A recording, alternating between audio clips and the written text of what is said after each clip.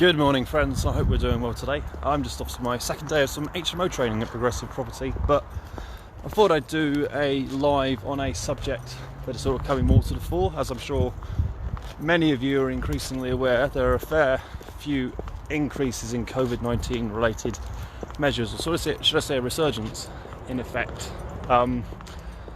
This isn't just sort of, well, it seems to be across the UK. Specifically, I invest predominantly in Wales and also southwest England. And interestingly, this morning it's been announced that masks are going to be required in Wales in the near future in shops and such.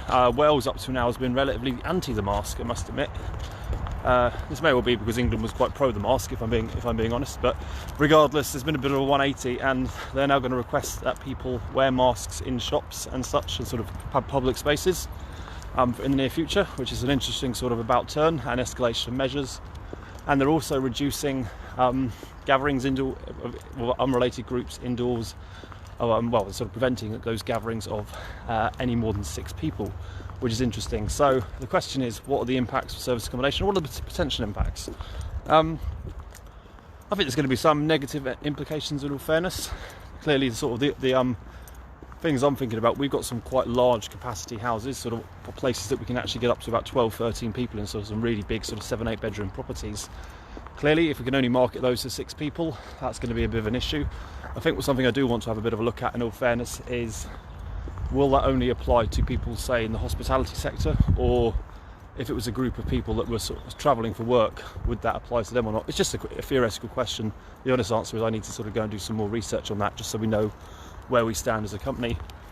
Also, in terms of cleaning measures, clearly we're going to have to enhance our cleaning measures even further. We've clearly been doing quite a lot more because of COVID-19 anyway. We've had infection control training, for example, for our staff, been providing more personal protective equipment for our staff.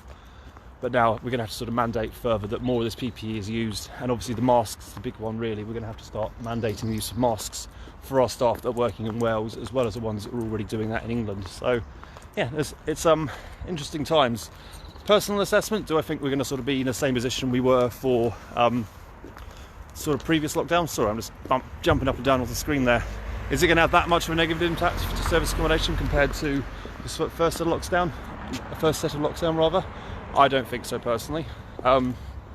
However, we might see a sort of a bit of a dip in the hospitality sector in all fairness, so we might have to go back to our good old-fashioned contractors, sort of key workers for a while, as it were, just sort of rejig things. That might mean in the short term we might have to dip prices a little bit just to sort of readjust. But yeah, we'll kind of watch this space really. I don't sort of see the staycation market going away. I think some people might not travel, but in the grand scheme of things, I think we're in a better position than we were realistically. And some people again are going to become more sensitive to going to places with shared facilities, such as hotels potentially, which then makes service accommodation a more attractive proposition. So it's kind of win some, you lose some in the context of SA. So yeah, those are my kind of like early morning mad rambling thoughts. Busy car park down here this morning. Also nice cars as well. I do like Progressive Property. Everyone seems to drive very nice cars.